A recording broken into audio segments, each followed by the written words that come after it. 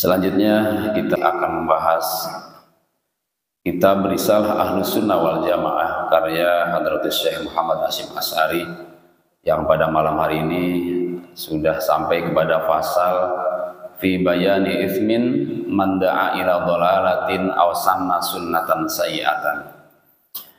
Pasal ini menjelaskan tentang dosa orang yang mengajak kepada kesesatan dan sanna itu merintis atau melakukan sunnatan sayyi'atan, kebiasaan yang buruk. Pada paragraf pertama, Hadratus Syekh Hasyim Asy'ari mencantumkan ayat Al-Quran surat An-Nahl ayat 25. A'udzubillahi minasyaitonirrajim. Qala Allah subhanahu wa ta'ala liyahmilu awzarahum kamilatan yaumal qiyamati wa min awzaril ladzina yudhillunahum alaya. Karena perkataan atau karena yang telah mereka lakukan, mereka menanggung dosa-dosa mereka kamilatan, full atau penuh, yaumal qiyamati pada hari kiamat, wa min awzaril ladzina yudhillunahum, dan juga dosanya orang-orang yang telah mereka sesatkan. Nah, ayat ini mengingatkan kepada kita kalau mau ngajak itu hendaknya ngajak yang baik-baik. Kalau yang buruk-buruk nggak usah diajak-ajak, karena resikonya kalau ngajak kepada kebaikan, orang yang diajak kemudian melakukan kebaikan yang telah kita sarankan atau telah kita ajak dia untuk melakukannya, tuh dia dapat pahala, kitanya dapat pahala dari perbuatannya juga. Ya, misalnya saya ngajak Pak Jajang, Pak ngaji yuk, ngaji, kemudian Pak Jajang ngaji itu kan dapat pahala, Pak Jajangnya dapat pahala, saya yang ngajaknya dapat bagian pahala dari Pak Jajang yang telah Pak Jajang lakukan. Kan enak tuh Pak, begitu. Jadi kalau ngajaknya 10 orang, wah kita kaya raya itu, kaya pahala. Tapi kalau keburukan, kalau kesalahan yang kita ajak, nah sama, dapat juga dosa dari hasil dosa yang telah dilakukan oleh orang yang kita ajak. Tuh. Kalau sekarang masih ada sih orang ngajak-ngajak keburukan Pak, masih ada? Masih banyak. Lewat apa tuh ngajak-ngajaknya sekarang? Tontonan udah jarang. Kalau dulu sih nonton layar tancap yuk, gitu. Nonton dangdut yuk, gitu. Kalau sekarang kayaknya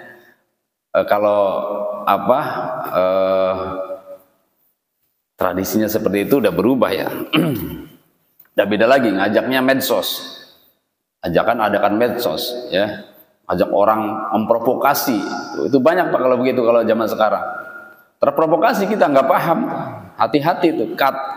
Ketika kita memprovokasi orang lewat media sosial, WA, Facebook, IG dan lain-lain, kemudian orang terprovokasi, orang itu melakukan dosa, membenci, menghasut. Nah, kita yang memulainya, kita dapat dosa daripada perbuatan itu. Makanya saya sering rewel tuh kalau di WA tuh, di medsos tuh. Hati-hati, ini hoax nih. Jangan main share-share saja. Kamu kebagian dosanya nantinya. Ya. Nah, itu ayatnya dari surat An-Nahl ayat 25. Kemudian Hadratus Syekh juga mencantumkan hadis Nabi. Dalam paragraf kedua beliau menjelaskan wa akhraja Abu Dawud wa Tirmidzi an Abi Hurairah radhiyallahu an, dikeluarkan wa akhraja Abu Dawud, dan Abu Dawud mengeluarkan wa Tirmidzi, dan juga Imam Tirmidzi sebuah hadis an Abi Hurairah dari Abi Hurairah radhiyallahu an. Qala, kata Abi Hurairah, dia berkata, qala Rasulullah sallallahu alaihi wasallam, bersabda Nabi sallallahu alaihi wasallam, man da'a ila hudan kana lahu minal ajri mislu ujuri man tabi'ah la yanqusu dzalik min ujurihim syai'a. Siapa yang mengajak kepada sebuah petunjuk, kepada hidayah, hudan itu hidayah atau petunjuk, kana lahu minal ajri, maka dia akan dapat bagian dari petunjuk itu, dari hidayah itu. Mithlu ujuri man tabi'ahu, sebagaimana pahala yang telah dilakukan oleh orang yang telah mengikutinya atau yang telah melakukannya. La yanqusu dzalik min ujurihim syai'a. Tidak berkurang sedikit pun dari pahala yang telah dilakukan. Ini kemurahan Allah, Pak, kasih sayang Allah kepada kita. Dalam hal ini adalah umatnya Nabi Shallallahu Alaihi Wasallam. Ya. Wa man da'a ila dhalalatin kana alaihi minal itsmi mithlu asami man tabi'ahu la yanqusu dzalik min azamihim syai'a. Siapa yang mengajak kepada kesesatan, maka dia akan mendapatkan dari dosa itu seperti dosa orang yang telah mengikutinya dan melakukannya, tidak berkurang sedikit pun dari dosa itu sendiri. Nah, oleh karena itu jamaah sekalian rahimakumullah, kalau kita pahami maksud dari mengapa Hadratus Syekh mencantumkan hadis dan ayat ini, tentunya adalah untuk kita yang sering lupa dalam hal ini dan mengabaikan tentang pahala yang besar ini. Maka saya sering berwasiat khususnya pada diri sendiri dan juga jamaah tentunya. Ya sesuai kemampuan, mari kita ajak orang untuk ngaji, untuk sholat, untuk ibadah. Dengan cara apa yang kita bisa, Pak? Ya bisanya dengan cara traktir, ya dengan cara traktir. Ajak ke warung makan. Lama-lama kan ajak juga ke musola. Makanya ngaji itu yang seperti ini, Pak, jangan dianggap remeh pahalanya. Kalaupun tidak cocok dengan materinya atau yang menyampaikan materinya, hadirnya saja sudah dapat pahala. Ya, sayang kalau sampai nggak ngaji gara-gara nggak cocok dengan pematerinya, nggak cocok dengan materinya. Kecuali memang hadir di pengajian lain, nah itu lebih baik kalau begitu, Pak. Saat ini ada pengajian di An-Naim, di Baitul Maghfirah juga ada pengajian, di Baitul Maghfirah Gus Baha, di sini saya. Lebih baik ke sana, Pak. Lebih baik ke sana. Itu lebih alim, lebih jelas ulamanya. Kalau begitu nggak apa-apa. Tapi kalau di An-Naim nggak ngaji, tapi nongkrong-nongkrong, sayang saja. Sayang tidak dapatkan pahala yang begitu besar. Tahu dari mana pahalanya? Ya tentu yang paling tahu pahala ya Nabi. Kalau kita kan katanya, kata Nabi, Pak. Nabi itu kan orang yang dipercaya oleh Allah, orang yang paling dekat dengan Allah, orang yang paling tahu kehendak Allah. Kalau kita kan kehendak Allah nggak tahu. Kalau Nabi tahu, Pak. Ya, mau hajatan, pengennya kita hujan apa nggak hujan? Pengennya nggak hujan kan? Iya. Tapi kenyataannya hujan. Tahu nggak kehendak Allah? Kenapa Allah nurunkan hujan? Padahal kita maunya nggak hujan. Nah, banyakan kita nggak tahu. Kita maunya anak kita lulus UI, tiba-tiba nggak lulus. Kehendak Allah berbeda dengan kehendak kita. Kita nggak tahu, tapi Nabi tahu. Nah, yang tahu pahala Nabi. Nabi menyampaikan pahala-pahalanya ibadah. Pahalanya sholat sunnah, pahalanya sholat berjamaah, pahalanya taklim. Lalu kita nggak percaya. Lalu percaya kepada siapa? Kalau bukan kepada Nabi. Pada diri sendiri. Bisa salah, bisa sesat kalau percaya pada diri sendiri tanpa berpegangan pada syariat Nabi Shallallahu Alaihi Wasallam. Kemudian jamaah sekalian rahimakumullah, masih dalam konteks yang sama, wa akhraja Muslim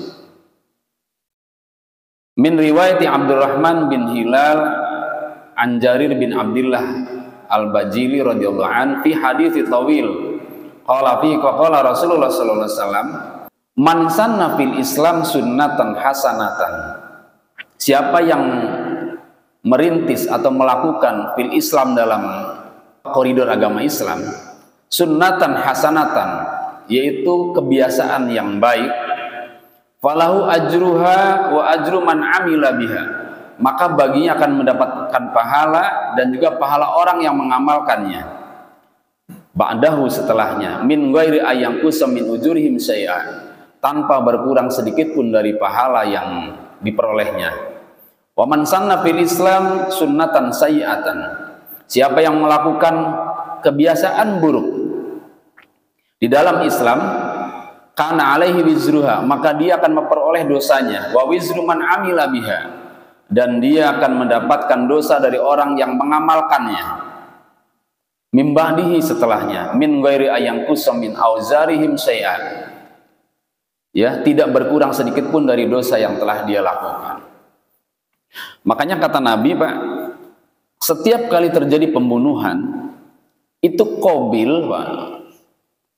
Qabil apa Habil? Qabil ya. Qabil itu mendapatkan dosa dari setiap orang yang membunuh seluruh dunia sampai hari kiamat. Sedangkan dosanya membunuh kan neraka jahanam. Man qatala mu'minan muta'ammidan fajazauhu jahannam. Siapa yang membunuh orang mukmin ya dengan sengaja tanpa haknya, maka dia akan masuk neraka jahanam. Ya udah, berkali-kali lipat di neraka jahanam. Pezina pertama siapa? Dia akan mendapatkan dosa dari orang yang berzina setelahnya sampai hari kiamat. Pencuri pertama siapa? Itu, Pak. Karena akibat dari perbuatannya orang melakukan kejahatan. Kalau tidak ada dia, tidak melakukan yang pertama, ya tidak akan terjadi. Nah, sebaliknya, man sanna sunnatan hasanatan, siapa yang melakukan tradisi baik, maka dia akan dapat pahala dari orang yang mengikuti setelahnya. Nah, di sini ada yang harus dipertegas, harus diperjelas, dan harus kita pahami betul-betul. Karena dalam konteks ini ada sebagian umat Islam, dalam hal ini di kalangan dari saudara kita Salafi dan lain-lain, mayoritas mereka mengatakan sanna sunnatan hasanatan, siapa yang melakukan perbuatan atau tradisi baik, yang dimaksud oleh mereka adalah sunnah Rasulullah yang terpendam atau yang belum pernah dilakukan tapi tidak berlanjut. Tapi mereka tidak membahas sunnatan sayyiatannya. Jadi begini, Pak, sunnah itu definisinya tergantung dalam konteks apa kita melihatnya. Kalau dari kacamata ulama fikih, sunnah itu adalah satu amalan yang apabila dilakukan dapat pahala, bila tidak dilakukan tidak mendapat dosa. Itu definisi sunnah menurut pandangan ahli fikih, teori fikih. Karena fikih itu urusannya ya ibadah, ini ada enggak hadisnya, ini ada enggak dalilnya, ini sunnah atau wajib. Maka kalau bicara sunnah, ya itu definisinya, ya terminologinya seperti itu. Tapi menurut ahli hadis, sunnah itu adalah segala tindak tanduk, bahkan ucapan dan takrir diamnya Nabi itu disebut sunnah menurut pandangan ahli hadis. Nah, di sini ya yang lebih dominan adalah sunnah menurut pandangan urf, Pak, atau apa namanya, definisi secara global, yaitu tradisi yang telah dilakukan oleh seseorang itu disebut sunnah. Kegiatan, perbuatan yang dilakukan oleh seseorang itu disebutnya sunnah. Itu secara umum demikian. Maka yang dimaksud oleh hadis ini menurut pandangan para ulama Syafi'i, ya, termasuk Imam Nawawi ketika mensarahi kitab Sahih Muslim pun beliau menjelaskan di sana bahwa yang dimaksud sunnah itu adalah kegiatan atau amaliyah yang kita lakukan walaupun tidak ada contohnya dari Nabi. Selama perbuatan itu baik, kemudian tidak bertentangan dengan ajaran syariat agama, itu masuk ke dalam kategori atau definisi sunnah hasanah. Ya, misalnya nih, di zaman Nabi tidak ada perintah membukukan Al-Quran. Nabi tidak pernah memegang buku yang disebut Al-Quran, Pak. Yang kita kenal di sini mushaf berbentuk buku. Itu Nabi tidak pernah memegangnya, menyerahkannya, menghadiahkannya, apalagi mencetaknya, nggak pernah. Maka kemudian setelah wafatnya Nabi, usul itu ada di kalangan para sahabat karena takut umat Islam kehilangan pegangan, karena hafidul Quran banyak yang meninggal, ya, banyak meninggal akibat peperangan. Takut Al-Quran hilang dari peredaran, maka usul sahabat Umar kepada Abu Bakar untuk mencetak Al-Quran itu dimulai. Pendapat usul saat itu dimulai dari sahabat Umar. Abu Bakar nggak berani. Abu Bakar nggak berani, Pak, karena perbuatan membukukan Al-Quran, tidak pernah ada di zaman Nabi, tidak dicontohkan Nabi, dan tidak diperintahkan oleh Nabi. Makanya nggak berani, ya, sampai kemudian lama diskusi, pendapat Zaid bin Sabit, pendapat Utsman bin Affan ditampung gitu, dijadikan referensi. Termodifikasi itu setelah melewati masa Khalifah sahabat Umar, yaitu ketika sahabat Utsman bin Affan. Nah, itu tuh ketika dicetak atau ketika dibukukan oleh seseorang, lalu diikuti cetakannya berikutnya, lalu dibaca oleh umat Islam berikutnya. Nah, yang memulai pertama itu dapat pahala. Nah, itu yang disebut dengan sunnah yang dilakukan oleh kita. Makanya kalimatnya man sanna sunnatan hasanatan. Itu di zaman sahabat. Masih banyak, Pak. Zaman sahabat banyak sekali ya. Contoh lagi, tarawih yang menurut Salafi juga sunnah, memang berjamaah itu sunnah, yang sempat terhenti. Nah, kemudian dihidupkan lagi di zaman sahabat Umar. Nah, menurut orang-orang Salafi, inilah yang dimaksud sunnah hasanah. Sunnahnya Nabi yang sempat terhenti, lalu dilanjutkan oleh para sahabat, dimulai kembali, dimasyhurkan kembali, ya. Tapi menurut pendapat ulama Syafi'i atau Ahlussunnah wal Jamaah, itu bukan hanya sunnah Nabi, tapi sunnah kita pun bisa masuk dalam definisi ini. Atau misalnya lagi, siapa yang memulai memberi harokat Al-Quran? Di zaman Nabi, Quran itu benar-benar gundul, bukan hanya nggak ada harokatnya, nggak ada titiknya. Nggak ada titiknya, Pak. Coba bacanya gimana tuh? Nun, iya, ba, ta, bedanya bagaimana? Bacanya apa? Bisa nabati, bisa bayana, bisa ya bata, dan lain-lain. Nah, yang bisa ngaji membaca seperti itu, yang belajarnya sungguh-sungguh, bisa membaca, Pak. Tapi bagi orang yang nggak sungguh-sungguh, apalagi pesantren kilat, nggak bakal bisa membaca ayat Al-Quran, hanya guratannya saja, tanpa ada baris, tanpa ada titik. Nah, menurut sejarawan yang memulai itu namanya Abul Aswad Ad-Du'ali, kalau nggak salah. Benar, Bibi? Iya, benar ya. Masih abad pertama Hijri ya, tahun 69 kalau nggak salah. Nah, maka kemudian banyak orang terbantu membaca Al-Quran, gegara atau penyebabnya adalah beliau, Abul Aswad Ad-Du'ali itu. Beliau akan dapat terus pahala dari hasil bacaan kita karena mengharokati Al-Quran. Nah, tinggal kita, Pak. Kita mau memulai apa? Coba. Itu namanya man sanna sunnatan hasanatan.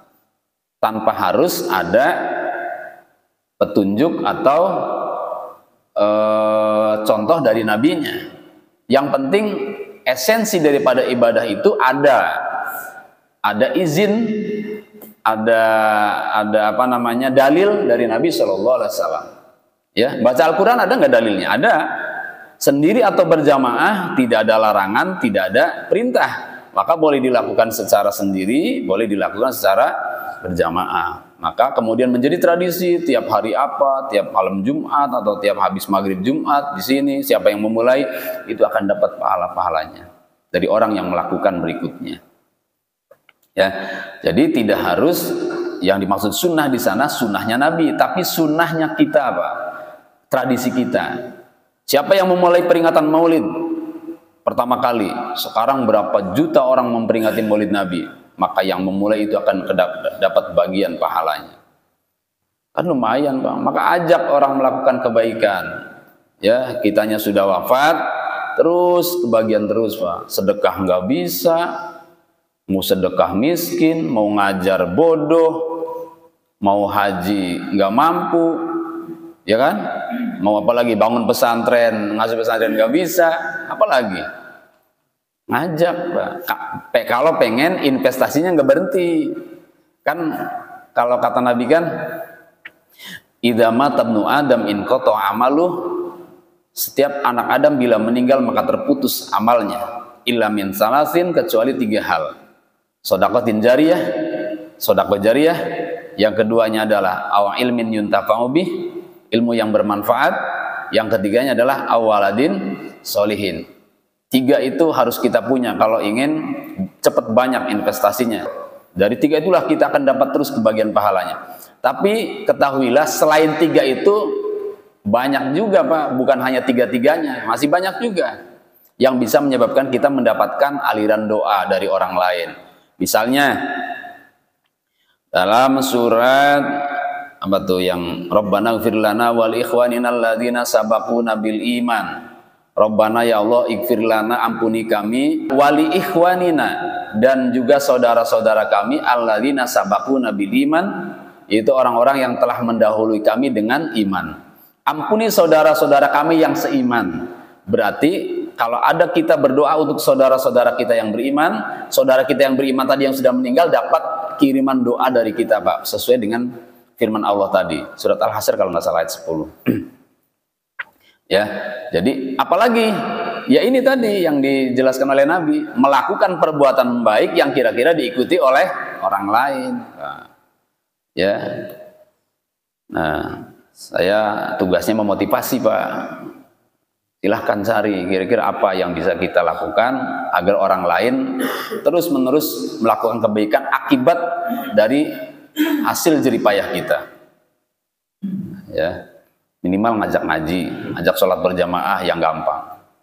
Ya, itu diantaranya beberapa contoh-contoh yang dilakukan oleh para ulama, para sahabat, dan kita semua. Jadi tidak harus yang dimaksud sunnah di sini adalah apa yang dilakukan Nabi, tapi adalah yang dilakukan kita. Karena kalau yang dimaksud oleh salafi adalah hanya yang dilakukan Nabi, pengertian sunnah di sini, lalu apa makna sunnah sayyi'ah? Masa Nabi melakukan keburukan?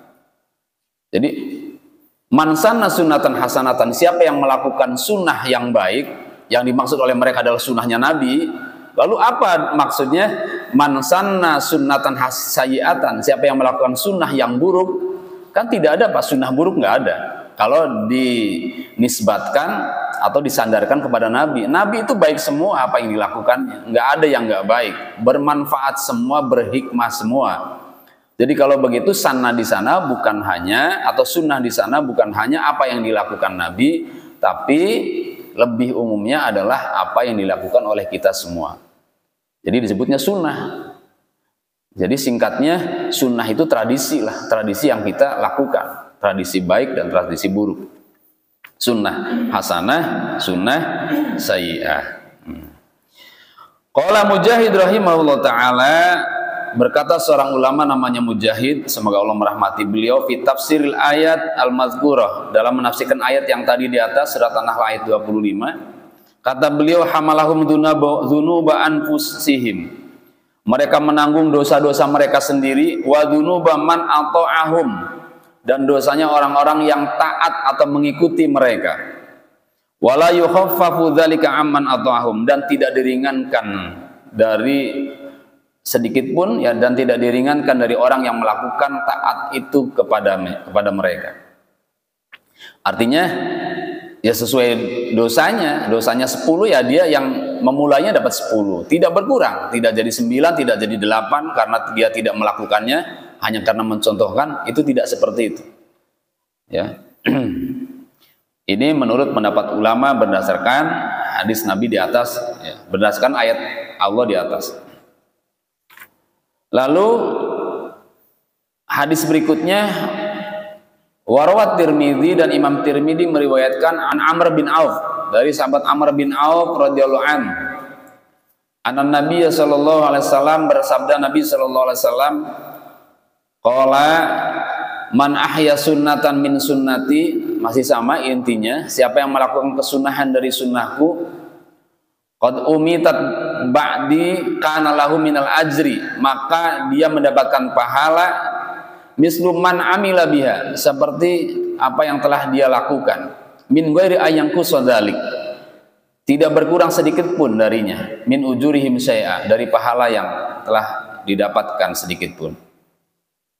Wa man ibtada'a bid'atan dolalah, siapa yang melakukan bid'ah dolalah, la turdillah wa rasulah, yang Allah tidak meridhoi dan juga Rasulnya, kana alaihi misla atsami man amila biha, dia akan mendapatkan dosa ya semisal apa yang telah dia lakukan darinya. La yang kusudzalik min auzarin nas, tidak berkurang sedikit pun dari dosa-dosa yang telah dilakukan oleh manusia syai'an sedikit pun. Nah, sama, intinya sama, hadis ini hanya pendukung saja. Kesimpulannya ada banyak hadis yang mendukung tentang hadis yang pertama, ya, yaitu berkaitan dengan sunnah hasanah dan sunnah sayyi'ah. Yang terakhir, warwat Tirmidzi, dan Imam Tirmidzi meriwayatkan dari Abi Hurairah radhiyallahu an, qala Rasulullah sallallahu alaihi wasallam, bersabda Nabi sallallahu alaihi wasallam, al mutamassiku bi sunnati inda fasadi ummati, orang yang berpegangan teguh dengan sunnahku, kata Nabi, inda fasadi ummati, saat kondisi umatku rusak, lahu ajru mi'ati syahidin, maka baginya akan dapat pahala 100 orang mati syahid. Tuh, ada tambahan lagi Pak buat kita yang mau konsekuen, komitmen, istiqomah mengamalkan sunnah Nabi di saat orang-orang menghindari sunnah Nabi. Ya, hebat Pak. 100 syuhada, 100 orang mati syahid dapat pahalanya. Orang mati syahid pahalanya apa? Pahalanya apa Pak orang mati syahid? Surga. Orang yang mengamalkan sunnah di saat orang-orang pada ogah melakukan kesunahan. Kita komitmen, kita konsekuen, terus istiqomah melakukan kesunahan. Habis sholat, misalnya habis sholat fardu atau sebelum sholat fardu, orang-orang nggak ada yang sholat qobliyah ba'diyah, kita selalu sholat qobliyah ba'diyah. Maka itu mudah-mudahan termasuk orang yang istiqomah melakukan kesunahan. Tapi apakah orang sudah mau meninggalkannya? Ya sudah banyak orang meninggalkannya. Tapi kalau di An-Naim masih banyak Pak yang melakukannya ya. Ya. Yang kira-kira orang sudah mulai meninggalkan Pak, apa contohnya? Hah? Waris wajib waris ya. Iya, termasuk Pak. Jangan ikut-ikutan itu. Jangan ikut-ikutan yang nggak menggunakan hukum waris Al-Quran dan Sunnah. Sampai kalau kita dihujat, dicaci, ya, dibully, nah itu tambah banyak pahalanya malahan. Karena kita berusaha mengamalkan sunnah-sunnah Nabi yang mulai ditinggalkan oleh umat manusia, umat Islam. Seperti apa contohnya ya? Nah ini ketemu nih. Kalau cari contoh gak susah. Sunat perempuan. Hukumnya apa? Sunat perempuan hukumnya apa? Sunnah Pak. Kalau sunat laki-laki wajib. Tapi ada sebuah penelitian, kenapa wanita dianjurkan sunat? Karena ternyata si wanita itu kalau itunya nggak disunat Pak, itu syahwatnya besar dan bisa tidak puas ketika berhubungan dengan suaminya, maka mencari laki-laki lain. Akibatnya buruk kan? Maka solusi dari agama agar wanita tidak over, maka disunat, walaupun tidak wajib seperti laki-laki. Nah, manakala saat ini para bidan tidak mau menyunat karena ada pantauan dari kesehatan dunia, bidan dokter dilarang menyunat wanita. Nah, kita istiqomah cari bidan yang bisa mau nyunat anak kita yang perempuan. Nah, yang seperti ini nih Pak, yang sudah mulai ya terorganisir larangannya, tapi kita istiqomah gitu, itu akan dapat pahala 100 orang yang mati syahid. Misalnya lagi hajatan, udah mulai nih makan sambil berdiri, ya sunnahnya kan duduk makan itu Pak, tapi berhubung orang-orang berdiri, kita ikutan berdiri. Bapak yang duduk saat itu Pak dapat pahala 100 mati syahid. Cari tempat duduk, mana ada tempat duduk ya? Jongkok Malu nggak jongkok Pak? Ada yang malu, orang pakai dasi masa jongkok. Akhirnya berdiri kan? Iya. Nah, saat-saat seperti itu kita cari deh, cari ke belakang, ada tempat duduk tidak? Makan di sana. Jangan maksain berdiri. Tidak sampai haram, tidak, sebetulnya tidak sampai haram Pak. Tapi kalau kita sudah mengabaikan sunnah, itu hati-hati, nanti banyak sunnah yang terabaikan, lama-lama benci sama sunnah. Nah itu diantara contohnya sabda Nabi ini, al-mutamassiku bisunnati inda fasadi ummati lahu ajru mi'ati syahidin. Siapa orangnya yang berpegang teguh pada sunnahku saat rusaknya umatku, maka dia akan mendapatkan 100 orang yang mati syahid.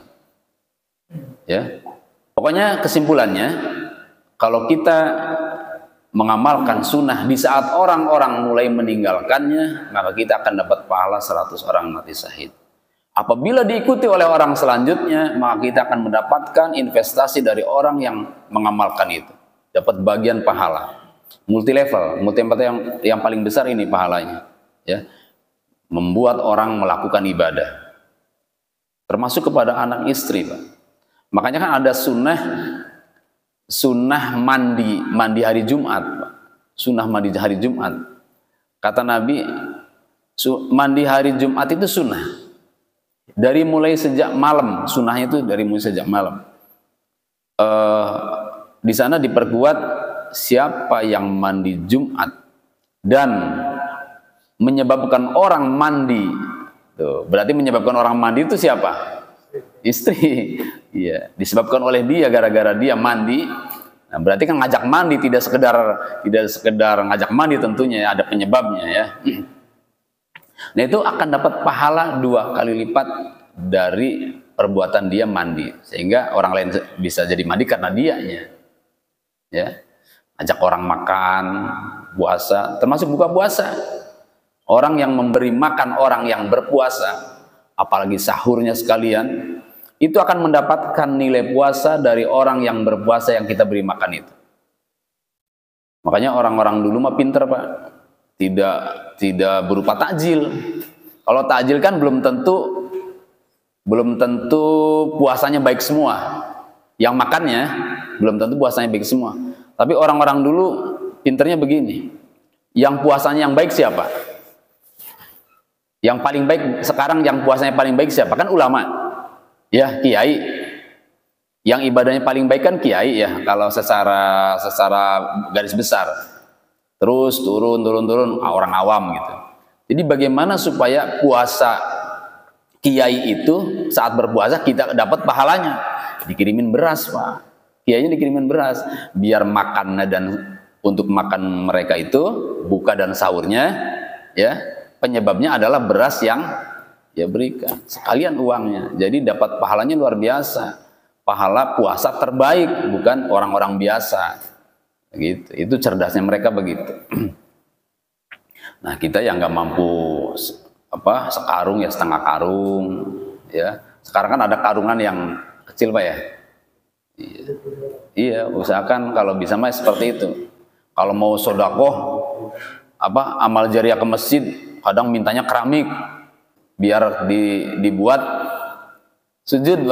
Ada lagi ibu-ibu yang pas-pasan rezekinya, udah tua tapi pengen sedekah yang bernilai berlipat kualitasnya, bisa nyumbang 1 keramik tapi tolong ditaruh di pengimaman, katanya gitu. Biar selalu disujudi oleh imam. Itu lumayan tuh, Pak. Itu namanya bersedekah dengan cara yang sangat cerdas. Kalau kita merasa nggak mampu tuh cari cara. Ya, cari cara biar berkualitas sedekahnya sama dengan sedekahnya orang-orang kaya yang banyak tapi ya sedikit kualitasnya. Nah, itulah mudah-mudahan apa yang dikehendaki oleh Hadratus Syekh Hasyim Asy'ari untuk kita semua, mengingatkan kita semua jangan lalai. Mari kita berlomba untuk mengajak saudara-saudara kita melakukan kebaikan, karena dengan kebaikan yang dilakukan oleh orang yang kita ajak, yakin Nabi memberikan petunjuk, kita akan dapat pahala dari orang yang melakukan itu. Barangkali ini saja yang bisa kita bahas. Mudah-mudahan Allah Subhanahu wa taala memberikan kita kekuatan lahir batin untuk istiqomah mengamalkan perintah-perintahnya dan mengikuti sunnah-sunnah Nabi-Nya sallallahu alaihi wasallam. Bismillahirrahmanirrahim. Alhamdulillahirabbil alamin. Wassalatu wassalamu ala sayyidina wa maulana Muhammadin wa ala alihi wa sahbihi ajmain. Allahumma wafiq imanana bi taufiqik wa idhik. Allahumma wafiqna lima tuhibbu wa tarda wa ja'al amalana fi ridhak wa a'inna ala muridina wa dunyana bi rahmatika ya arhamar rahimin. Wassallallahu ala sayyidina Muhammad wa ala alihi wasallam. Walhamdulillahirabbil alamin. Assalamualaikum warahmatullahi wabarakatuh.